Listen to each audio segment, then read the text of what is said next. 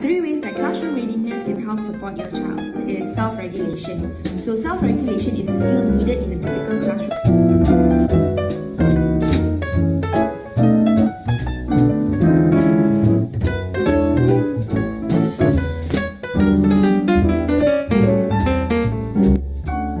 We use this program to help children with dyslexia. Then, of course, from there's always a dual disorder. So a lot of kids with ADHD, autism, that also have reading issue. So there's usually kita guna grading lah. Macam contohnya, dia boleh in one line, zigzag, and then kena tengok height sebab stepping stone dan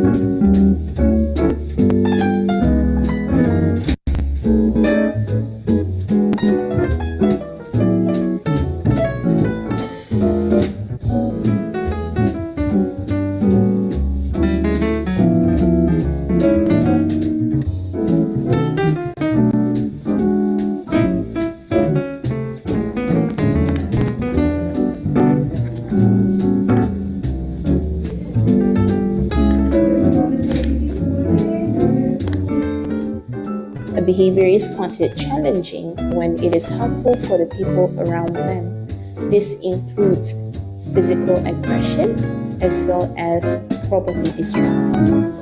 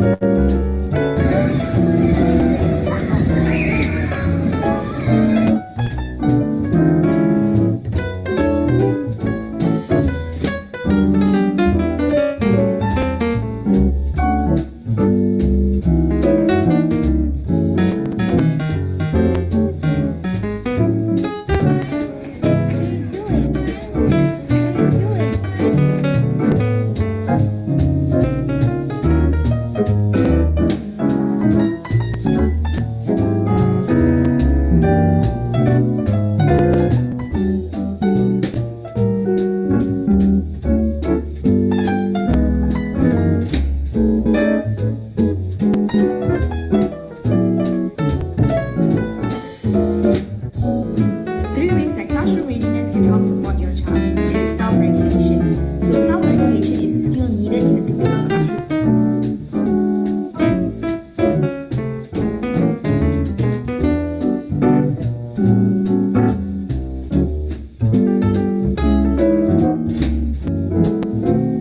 we use this program to help children with dyslexia. Then, of course, from there's always a dual disorder. So a lot of kids with ADHD, autism, that also have reading issue. So there's usually kita guna grading lah. Macam contohnya, dia boleh in one line, zigzag, and then kena tengok height sebab stepping stone dan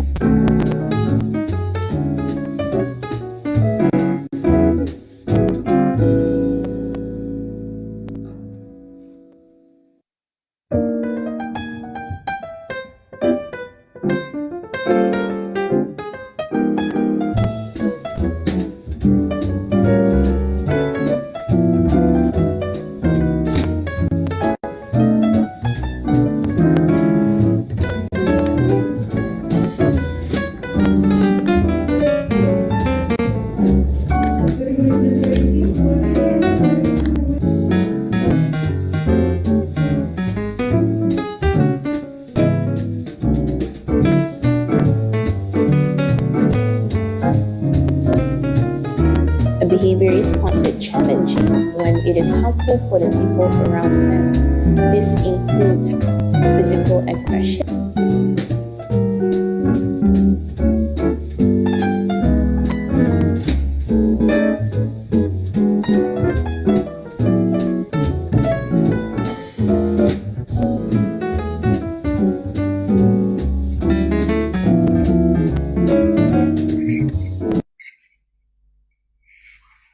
Hello. Ernest here. Though we can't see you for the moment, I hope you will enjoy and get something out from this session.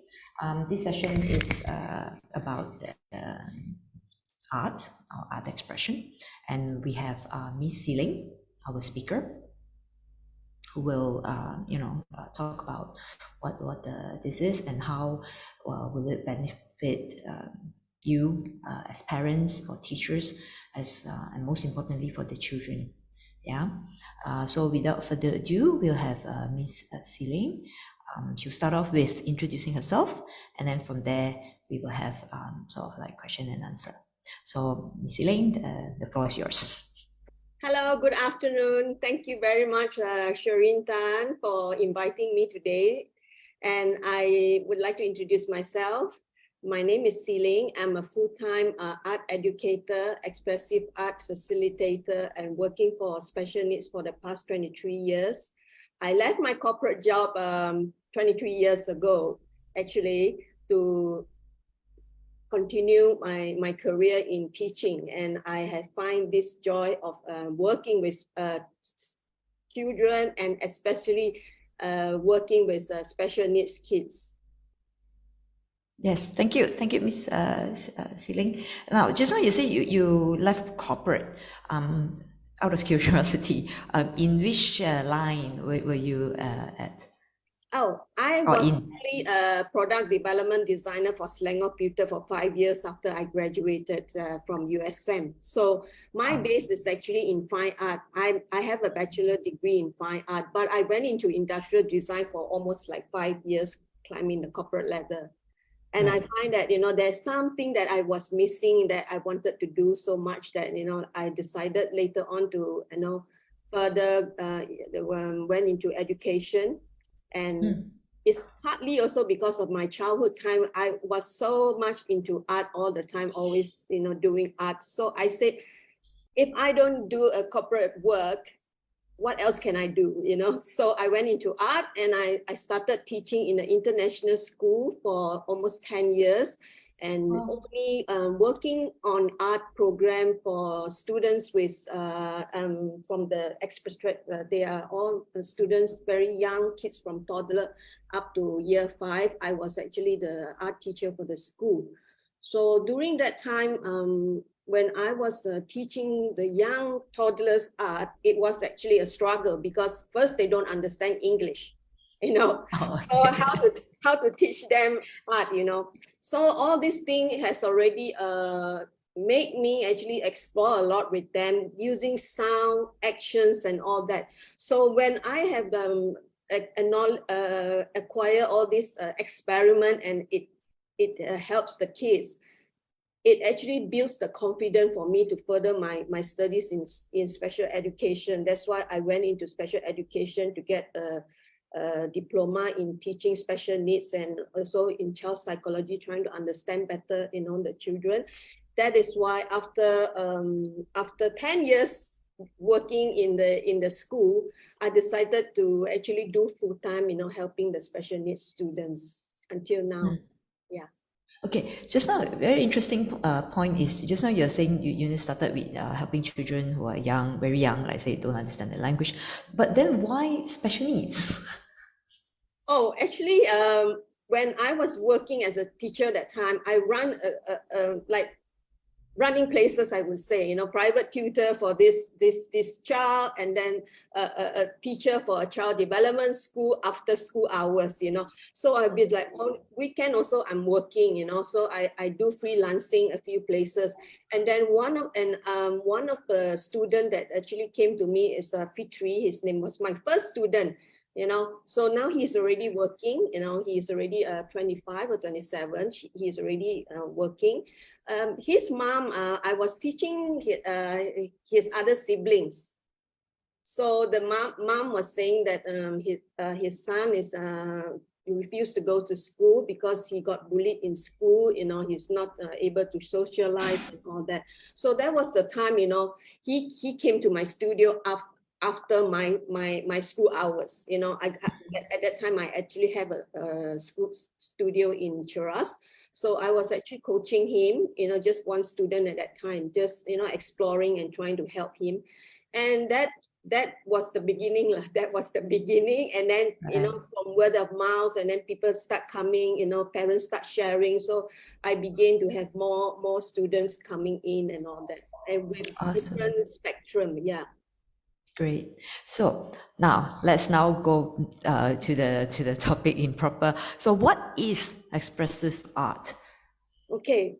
Expressive art is actually a very wide subject. When you talk about expressive, it doesn't mean that you are just drawing something you express. The expressive can come in form of your feeling, emotion, that when you are doing something on like art making, for example, So expressive art allows the child to be able to engage with the what do you call that, their personal subconscious, because we all have this kind of subconscious feeling and emotion, even for a special need. It's just that because they are not able to communicate out to us, doesn't mean they don't have.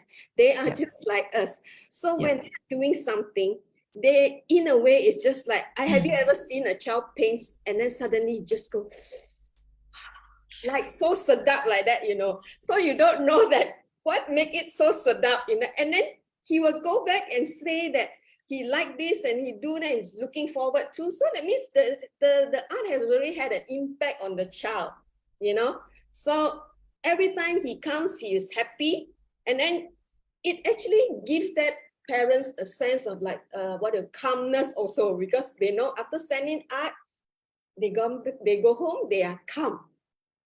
Not so much drama, or they look forward the day before the class, they already start packing their things and look forward to it. So these are the things that when they know that when they come to the class, they can express, they can be able to do things that, not so like the conventional, classes that you sit still, there's an object in front of you, you have to do it, everybody do the same. They just can't do the same thing like any other kids, So that's why when I run classes with them, usually all these classes doesn't have a fixed formula for every child. So if you come to me, there is a package, and I will open the package and see, okay, what is this child having? What is the issue he is having? Cannot concentrate, or very bad motor skill, or cannot see things in distant depth or perspective, depending on at what age groups when he comes to or she comes to me. So different age group, I will use a different approach and design a way that to develop the child in the artistic way and express the way. For example, I just want to show you this is a work by a child with meningitis. She's having a meningitis after, it's a brain disorder. So she is not able to actually draw anything in the beginning. So if you can see a lot of the stroke, usually it's just very raw, tapping lines. And at that point of time, after 2 years of learning, I can see object. When I say, I want a circle or I want a line, she's able to do this out. But she doesn't know that she's going to paint an elephant for sure, but guiding her, she is able to do like a mirror image, teaching her the basic about left and right. Mirror, how to do mirror. Not all of us know how to do a mirror image, So this child was able to do that. So a lot of the activity in the class must have repetition, because you don't do first thing, you get it right. You have to repeat a few times, Repetition will help to build the child's confidence. So repeating the work, and when you repeat the work, and again, one piece of work will be having a different expression again. So like, for example, another work of this student, you see he's repeating to paint a building. And you see, it's still the same concept of the idea of, okay, we want to paint this building, but you see, none of the pieces are the same. So this is already expressing colors, shapes, you know. So this is the way when I teach, there is no fixed formula for, okay, like, you know, if you go to a class, they have a module to follow, like module 1, module 2, 3, all that. After that, complete, go where, I don't know. So this is no, it's a continuous process. As long as you stay with me where you want to go, what you want to do. So that will be developed according to the child development. So everyone who come to the class will do different things. So in a way, for me as a teacher, you know, as an expressive arts facilitator, I has to be resourceful in a way to find way to how, or, you know, reference that suits the character of the child or doing what they like and all that. Right. Thank you. So let me just maybe summarize for this question. Is basically this art is of course a platform for the children, can be children or any participants or artists, I would say, yeah, for the artists to express their feelings, to express non-verbal thoughts even, or even non-verbal communication. Yeah, and plus also from your side is individualized. So means every child is different, or every artist is different. So how they express, even I think the medium of their expression will also be different and individualized. Yeah. So basically at the end of the day is, like I think you mentioned, is not structured, because, you know, when we are expressing emotion, most of the time is non-structured anyway. So, but it is a platform. It is a place or something that human can do in order for us to express ourselves. Yeah, and this is for the benefit of participants from, you know, people like Siling and us from the special education industry. Part of, I think, what of that affect our children and even ourselves to do with mental health is really the repression of emotion. Yeah, even I would say medical. This research have shown that medical issues that we're having, like sickness and whatnot, there are research which have shown that also, you know, how we actually get all these disease and whatnot is to do also with repress emotion or repress thoughts and whatnot. So basically this expressive art therapy is basically one of the ways, or and a way, because there are a few, but this is one way to help us get things up. All right. Next question I have is who besides children with special needs? Because I think you did touch a bit, you know, like who else? So could you share also a bit of who else that actually can do this? Well, art actually can serve a wide spectrum of walk of people, you know. People, I do art every day. I need that, you know. It's just like a supplement for me, because when I know it works for me, I know it can work for other people too. It's just like we are not given the opportunity to experience, you know, what art, expressive art is all about. And expressive art can actually even use, you know, for patient with you know, brain injury. I have worked with Parkinson patient before. I have worked with person with brain injury that, you know, they couldn't use their dominant hand. They have to use the non-dominant hand to paint, just because they want to get the hand working, exercising. So, and at the same time, when they are painting, this it will actually help them to, you know, stay focused and not thinking about a lot of things, you know, what is happening in the past and all that. So it's a when art making is actually a training to be mindful and also be aware of your surrounding. And when this when you are painting, you are actually focused on what you are doing at that moment, you know. So you are so into it that, you know, eventually all these things that, you know, bothering you will just somewhere fly away, go somewhere else, you know. So then when you see your art is so nice already, you just feel that, oh, I have achieved something. It just make you that. For me, it's like this morning, I wanted to do something, but I didn't. But I just know that, okay, I want to look at what my kids have already. It also boosts me up already. But when I start my day, usually after breakfast, I have to paint something that is just energize me, that then I can go out and do my work nicely, you know. It's just that I want to check. Art is like a checker for me. What is my state of emotion at this time? What is the color I use? Am I, you know, by the looking at the stroke of of ourselves and also the child. Because if a child who comes always very angry or very impatient, cannot focus, you can see the stroke is very aggressive, very bold, and once, you know, sepa, you know. So these are the things you will know how to handle that. Okay, maybe if this like always paint out the line, or the pencil stroke is very hard, you can see through the paper. So you know it's a suppressed anger inside the child. So how to help this child to release that, you know, by maybe softer work or using softer color. Because sometimes also if a child has poor motor skill, you don't give a very small brush for them to hold. Of course, they cannot control.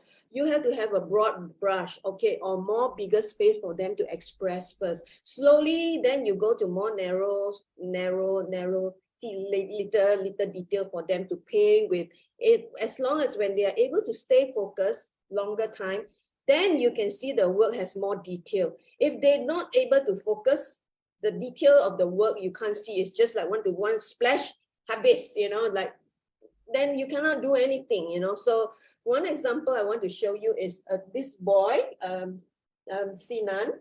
Sinan has been painting since I think 4 or 5 years ago already, you know. So during the lockdown, you know, he comes, you know, to do art more regularly because he needs that, you know, he needs a way to express, and the parents send him to classes, you know, even during the lockdown, because it's quite a private thing that I just do with the child. So he need that, you know. So, and you can see Sinan is painting rabbits here. As you can see, rabbits, of course, it's like either white, brown, or anything, but this is expressive. That is why I say it's expressive art. And you can see the rabbit has like patches and like very cubical, you know. So it's like there's different shapes that to construct this work. So actually, the way I approach this idea to get him is to stay focused, because he likes to just one shot paint everything habis and then want to go home already. So no, I don't want to have that, because I want him to stay longer time to do detailed work, because he's already coming to 17. Should be able to at least sit and, you know, stay focused, because you don't know, you know, in the future he might be doing some other things, not in art, but at least has a minimum hours to stay focused doing something, you know. So that is why all these, you know, lines, like because usually when I guide a child to paint, I will sit next to the child, and then I will have a paper next to him, and then I will draw. Okay, do like this. Can you draw a circle? Then he will do, you know, okay, like lines and all. So in a way, when I'm teaching, I don't use very long sentences. Like if you make like this contour, this all this kind of long sentences just doesn't register to them. So it has to be very short. Like if I want to show to paint a grass, I just say tap. He knows how to do it. Or a dot, so he knows how to do it. If for beginning, if a child doesn't register all these keywords that I use, probably it's like dot. What do you mean? What dot? What, you know? So as they come to me, you know, I say one, they know just a line or circle, and sometimes they don't know what's the size of the circle you want. So if I say, reusing the voice, so they know it's small, or circle, then they know it's, because they are very observant. And they see your action and they imitate. So imitation is very important. You know, scaffolding is very important in the process when you are teaching the special needs. And when they are able to look and imitate you, they will learn, definitely will able to learn. So that's why when they come, the listening sound is very important. No need to have very long sentences, but sound, pressure of the sound, sometimes high, low, you must use that so that they know, okay, little or small or broad, all those things. So when Wonderful. they go back, they will just like tap, tap, tap, one, one, one, and then the parents, what's she doing in the class? Yeah.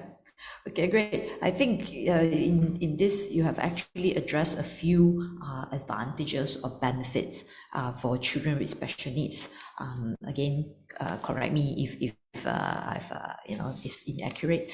One, of course, you have already mentioned to express themselves, which is so that whatever pent up, they can actually now express it out. Second is mindfulness. To be focused on present.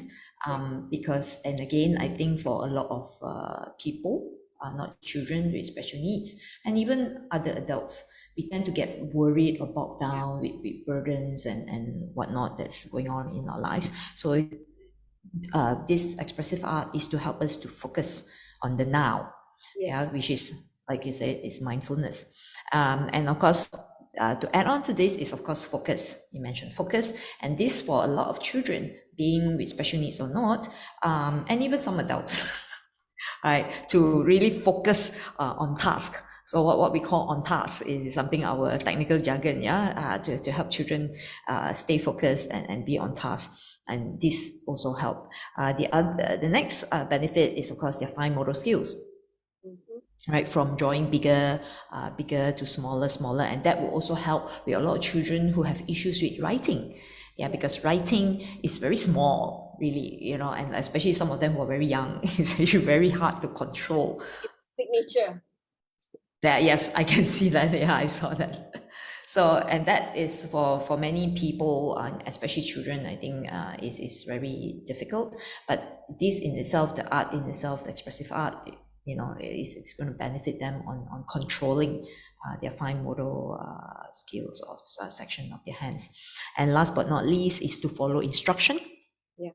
Right, to listen to instruction, to follow instruction, because again, this is also crucial when they grow up. Of course, when they go to school, they need to listen to instruction from the teachers, and when they grow up and go to work and all, so they also need to listen to instruction, which in a way tie up to also communication.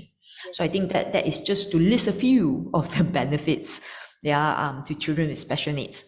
Now, my next question is, because these are benefits to children with special needs, how about benefits to, for example, parents as well as teachers in this? Yeah, because you see, many teachers and parents with special needs, they are very stressful. They are very stressful, Sometimes, from, sometimes when they come, they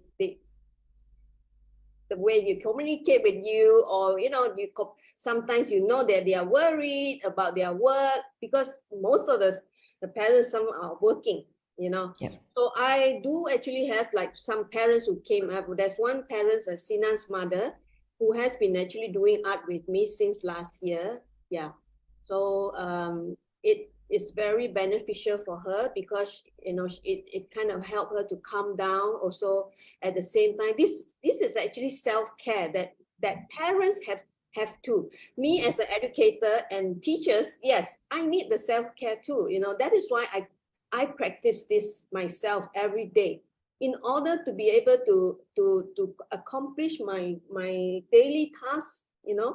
I do this for myself the first day the first time in the morning, I will do, and then I will continue with my other work. So so art is like kind of like a self-care for you, because when you paint something and you look at it and you create something from a blank piece of paper, and it turned out to be something, it's just very fulfilling, and it just suddenly will just change your whole mood and everything, So, and at the same time, when you are doing art, if your child is learning art too, you are having the opportunity to bond with him at home or her at home. That bonding is very important. So, you come for a therapy class, for just 2 hours or 3 hours with me.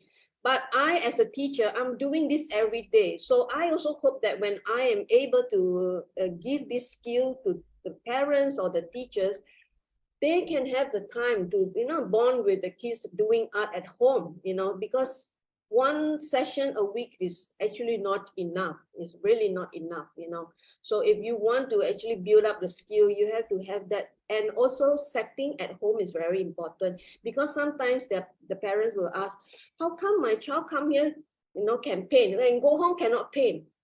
I ask the question, did you set up the place or not? No, because setting up a place for them is very important. Like for where the kids sit every week they come for class is very important. You cannot just simply shift them, So the slight changes can also affect their mood, So, and if you want to encourage a child to do something at home, you have to set a routine. You have to build that routine and the space for them. So you know that, okay, today, or Friday or Saturday is teacher ceiling slot, all right? Tuesday, maybe at home is your slot. So you have to build that routine, because, and I know that special needs, they are so good at routine, they can do routine, and you have to make use of the benefit of that, they are very self-disciplined, they are, so it's just that parents are no discipline, no time. So this is very important, that when you set it up, they can follow. Once you follow, you slowly blend into doing with them. Because if you don't do, they will forever won't do, because then they will say, oh, I don't think my child is interested in art lah, because when she come here only she do, but when go back no do. But they are not, you must understand, they are not self-motivated, not like most of us. Some of parents also not self-motivated, So it's very hard that when you are able to do it yourself, then you experience, oh, I'm okay. It's not all teacher's fault, it's not the child's fault. Maybe I should do something to improve the situation. So it's already a cooperative, collaboration, that you want to do something that can benefit all of us. Yeah. Awesome. So here, I think you covered a lot on parents, and I first of all like the point that you bring up of self-care.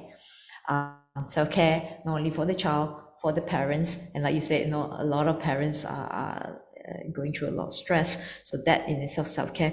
But the second point that I really, really love is really about bonding with the children, bonding with their child, having shared interests, having shared topic, that for children who have speech, is something that they can talk about, they can enjoy each other's company. And especially nowadays with this IT, so-called IT generation, everybody's always on their phone kind of thing.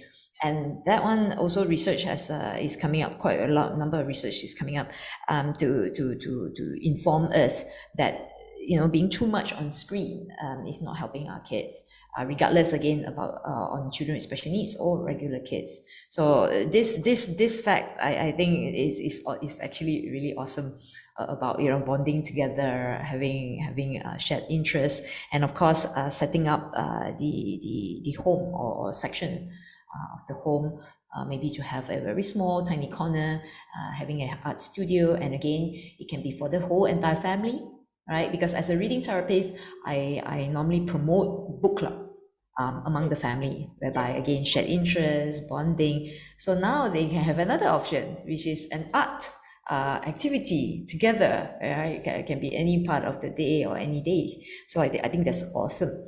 All right. Of course, now to elaborate a bit more for teachers, if let's say there are teachers, besides self-care and all that kind of stuff, but they're also interested in basically, in a way, doing part of what you do. Yes. Because I think that needs training. Yes, that needs training. Yes, because if you wanted to do teaching expressive art to a school, because I am not working in the school, I'm not always interacting with a big group of kids. So if a teacher has a little bit of basic, how to start a child doing, art and get them to paint, it's very good, because it really can help them. Yeah. So, and because and also most of I understand that most of the special center, all the teachers are trained in special education. So additional to the art is very useful for them, so that you don't just do something which is very like, you know, puzzle or do all those. Occupational therapy is very important, but other than that, they must have some free time for them to express also. So when you are able to have some background or how to get the child start, you know, is very good, because they don't really can do, I mean, basic work, you know, basic how to, like I said, using keyword, how to like, for example, like this one.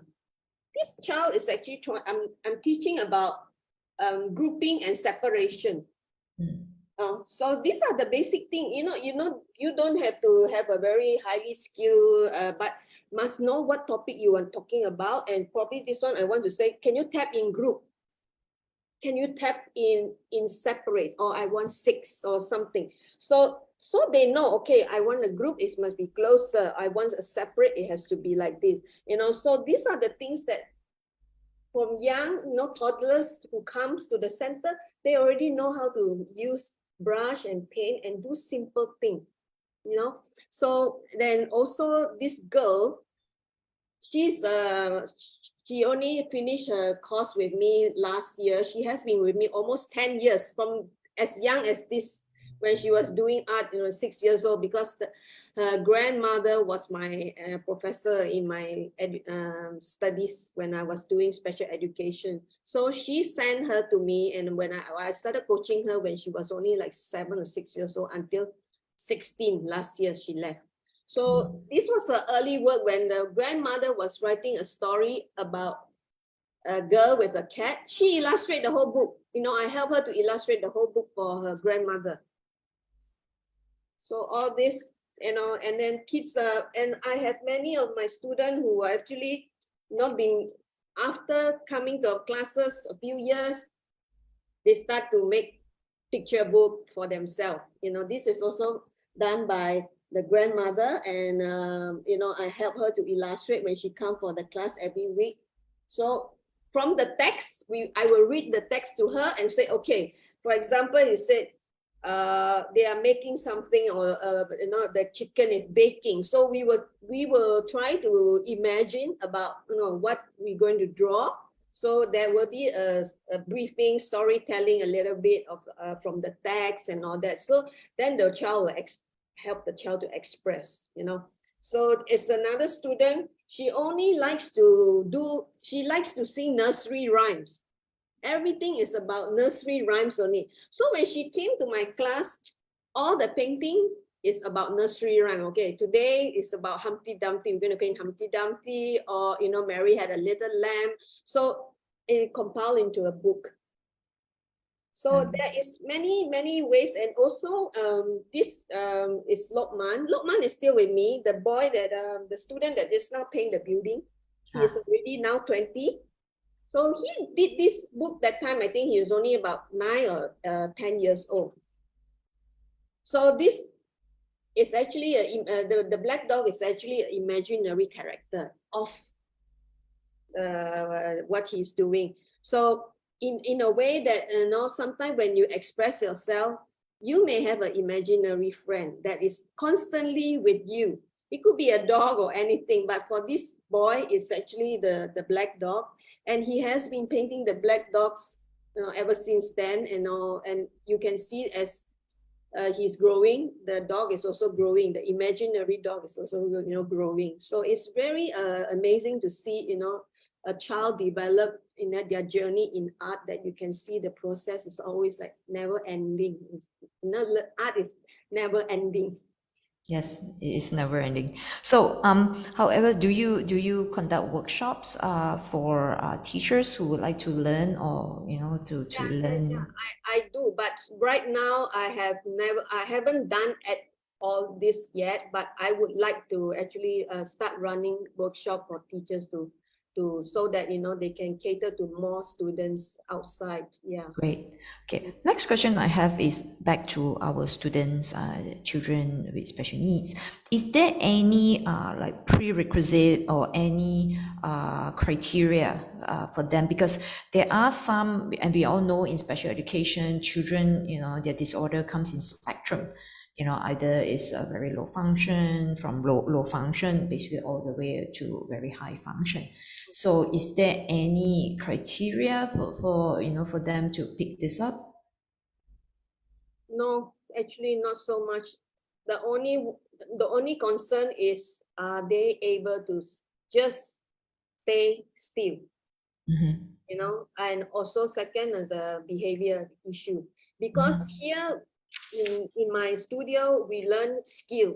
Basically, more focus on skill development, and then language not so much, because we were talking, but sometimes they don't really register what you want to express to them. So it's a lot of sign, using sign language that both of us can understand.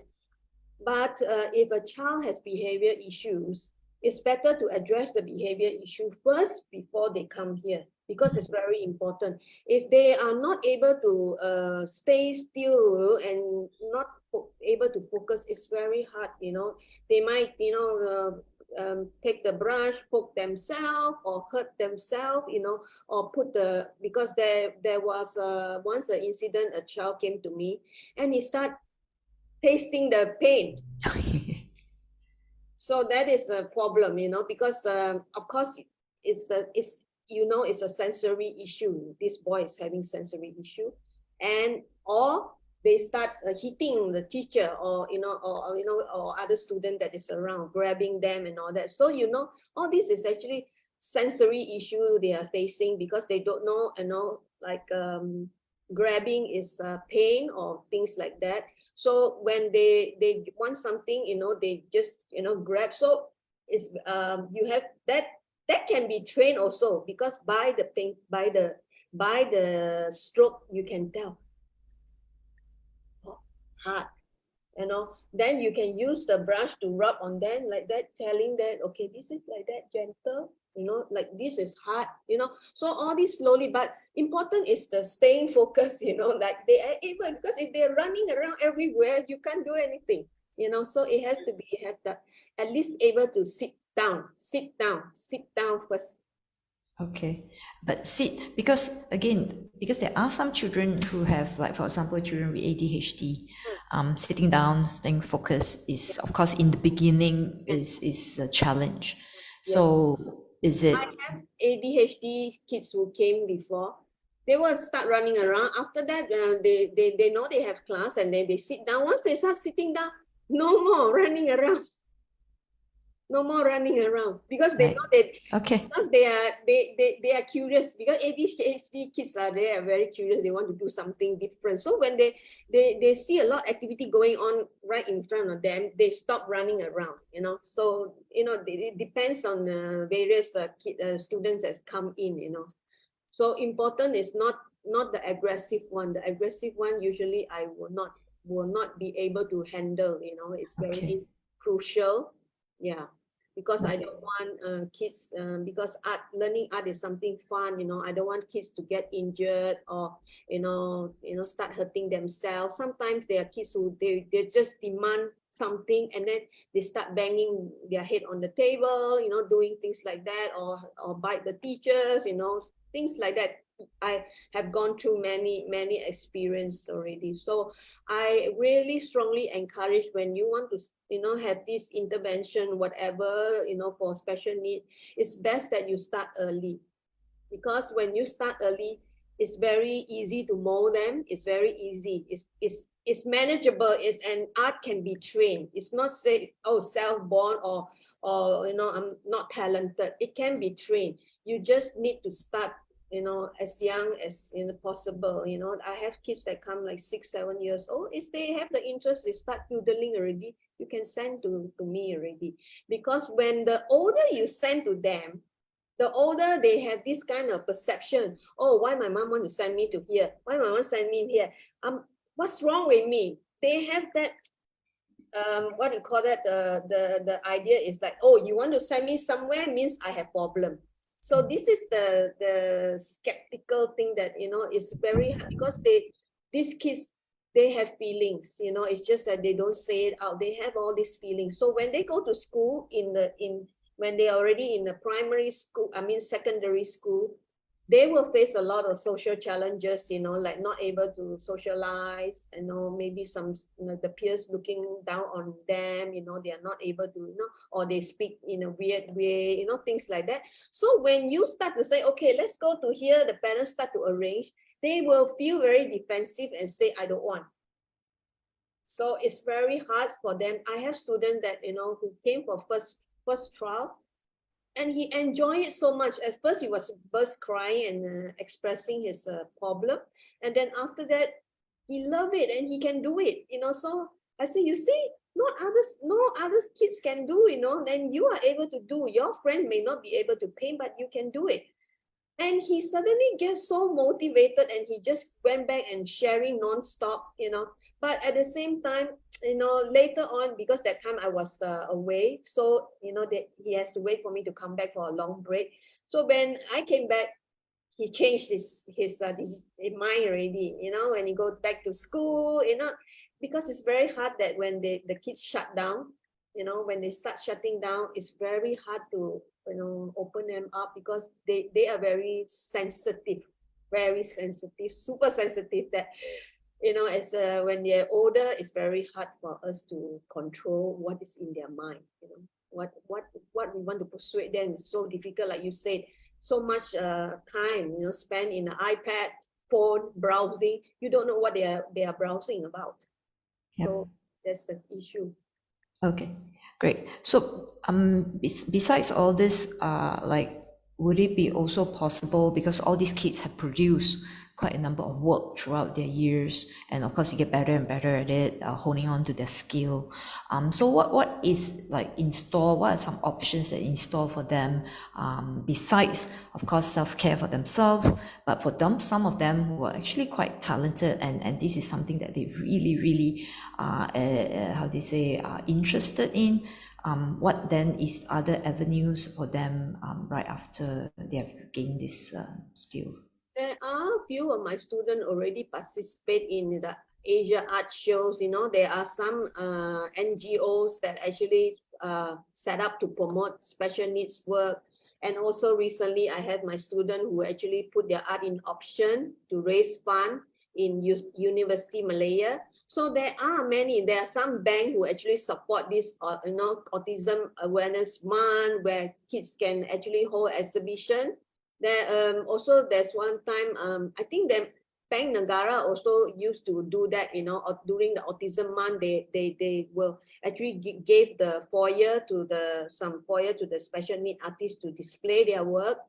And also my student last time, we also joined the Madrid Fair before. You know, Madrid actually gave a section for special needs artists to sell their painting there.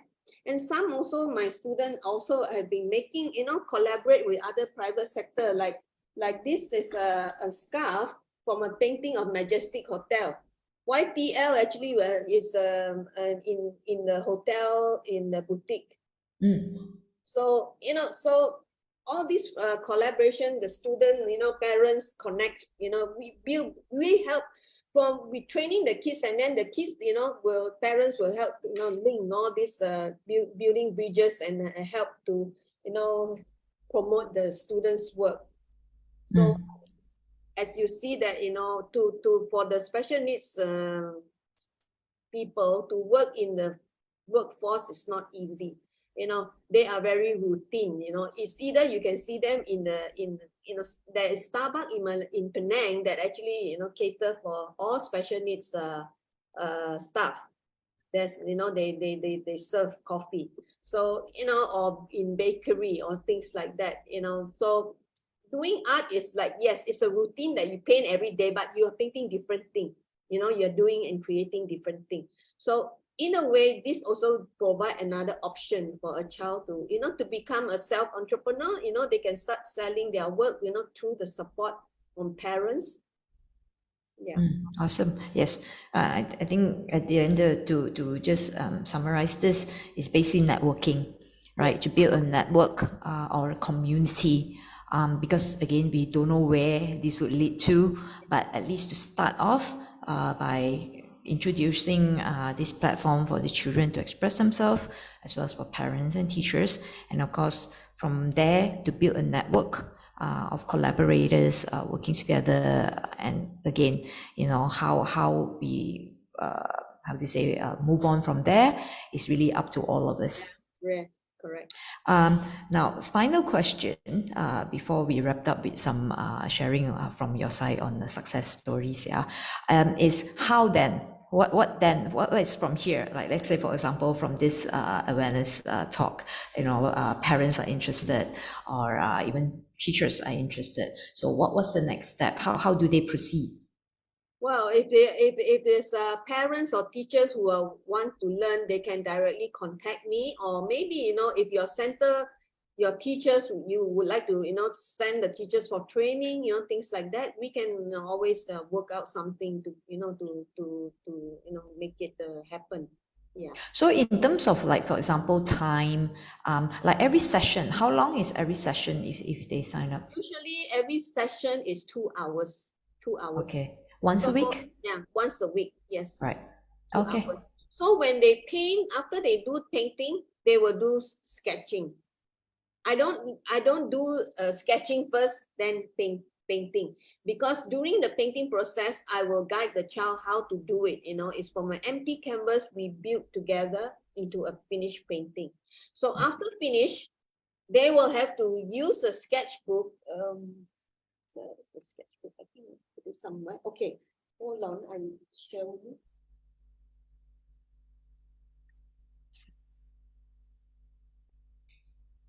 So after finish a work, the child will have to do a work by himself. So this is an expression. Again, when the child is painting, you will do this line drawing. In a way, every piece of the work, after with my guidance in the process, on the paper is his own. I don't guide them anymore, because that is the time that they have to kind of like recall a memory that just now the whole 2 hours what I was doing. So by observing his own work, he has to sketch back what he did. Yes, and in a way, it actually helped. And also I did it with pen, because I don't want any rubbing. I want to build a confidence. And you can see from all the sketches, the child, when he's drawing, you can see the composition, everything is very, like this one, you see? Yeah. You see the composition? Yes. No need rubber, eraser, rubbing one. It's just by observing. I know they have already observed and listening throughout the whole process to finish your work.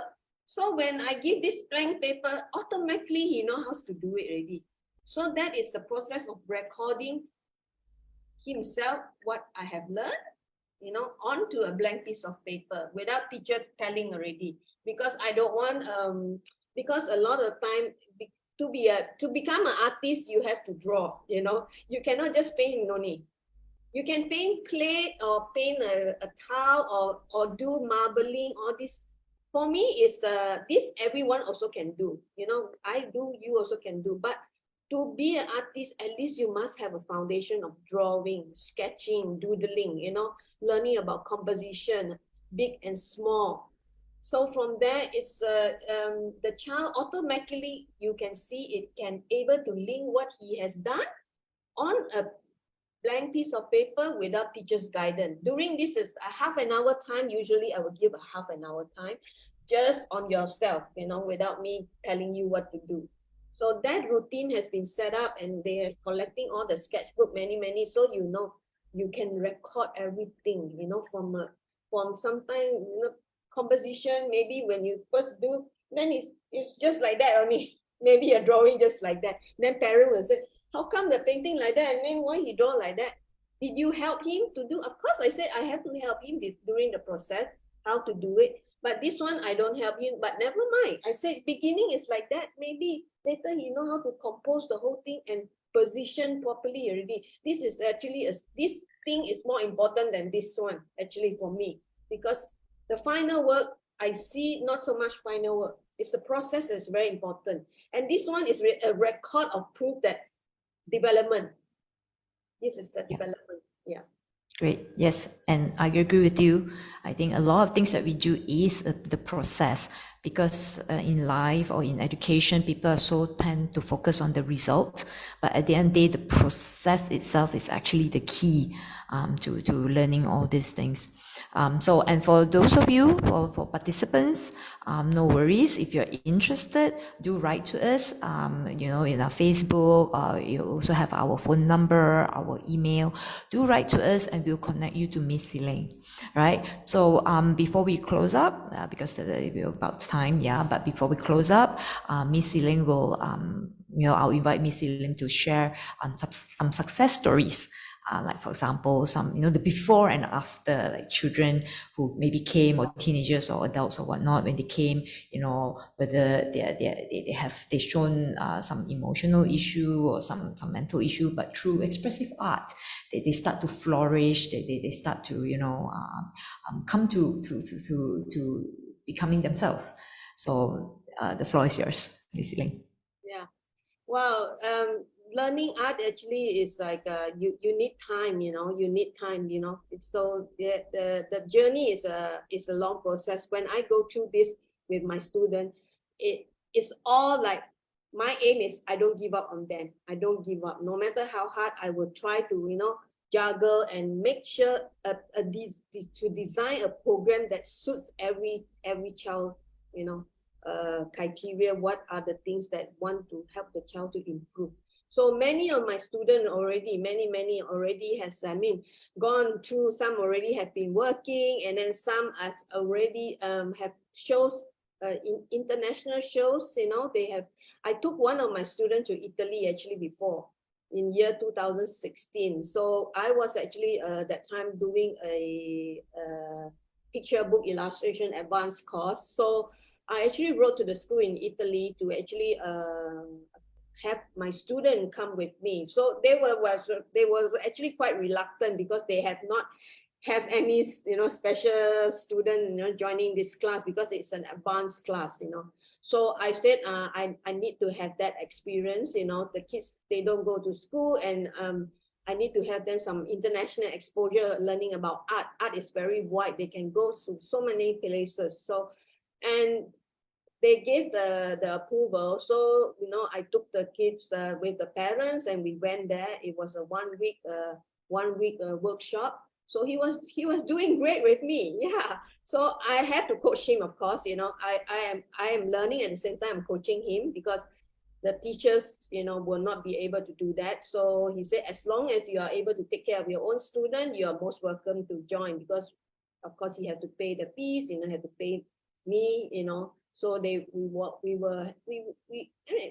was really a remarkable experience to the child, because when he came back, he was so positive and so, really charged and motivated. You can see when during the exhibition, he wanted to share something. I said, you have been to, you went to do art in Italy. It's something that, you want to share. He wanted to share, but he doesn't know how to do it, so he was struggling at that time, and he just keep quiet, not saying anything. So I said, never mind, if you don't want to share, it's okay. But if you want to share, it's good. So on that day, during the opening of the ceremony, he was unbuttoning his button shirt, So I was a bit panicked. I don't know what he wants to do at that time. And then he just showed his T-shirt and he said, Italy. I went to Italy, It's like, so that he has that sense of pride, of achievement, what he had done. But it's just sometimes you can't put it in words. That is is the part that, they need the support from the teacher who understand them, to try to communicate to the audience, what has he achieved, So usually some parents who accompany my student, they go on stage, like that recent interview in TV3 or Selamat Pagi Malaysia or this Wanita Hari Ini, you can see them in like a few of them already on the platform, on the national platform already. So they have parents to accompany them to speak and all that. Yeah. Is there any stories or successes whereby now of course then child, but now they are an adult, and pretty much through this they become independent. They are able to basically, whether it's earning their living or I mean the sustainability of this. Is there any cases? The recent one, like I told you, he has already started work, but he's not working in. I'm not doing art lah. After finish already, he actually working in another place. He worked in a cafe or something else. Yeah, I heard that he was working in a cafe. Yeah, and he was able to serve people. Serving, because all this, when you are doing all this kind of like learning art is actually taking care of so many things actually. You have to take care of your own material, to wash your things, you have to put up back your tools, so many things they need to do, and pasting and cutting, so all this activity has already helped them in their skill. So whether they are doing full-time art is not, it's not me to to dictate what they should do, and because at the end of the day, the parents are the one, you see. So these are the success story that I can only share, like what they have done. And right now, like those who are still painting with me, they are doing many things. They sell their like, for example, they sell their tudong, making use of their artwork. So these are the things the parents will handle. I will not be doing that, but sometimes if I know certain exhibition they are doing, a booth they are setting up, these are the things I know that they are moving towards that direction, the self-entrepreneurship, that they joint venture with like some autism cafe, putting up their work to sell there and things like that. Wonderful. Yes. And I think, like you mentioned, it's a process. They start from the very basic, which is learning to express themselves, all that, and where it leads to that really depends on the collaboration and the networking. And also this boy Sinan, the parents just set up a very small art gallery for him. Yeah, so he has a gallery already. So that actually is a good stepping stone already for him, because people will see his work, so people can come in and see what he has done. So that is already a stepping stone for the child. Yeah. Wonderful, wonderful. Thank you so much for today's sharing, Ms. Siling. And for audience, as we mentioned, just now as I mentioned, if you're interested, do write to us, right, PM us or whatnot, and we will share with you the information. So with that, thank you very much. And I hope this has been an enlightening or receptive wise, and also visual wise, because it's really very nice background on Ms. Siling's video. And so for that, thank you so much for your time, and thank you so much, Ms. Siling, for your time and for your sharing. So with that, sorry. Thank you for having me, and I can share my work, because not many people know what I'm actually doing. It's our pleasure, because this is really indeed very interesting, even for us. Yeah, it's very interesting. I'm sure it's also very interesting for the participants. So thank you so much for your time. And with that, we say our goodbyes. And again, for those of you who want to connect with us, please do so. Thank you very much. Bye.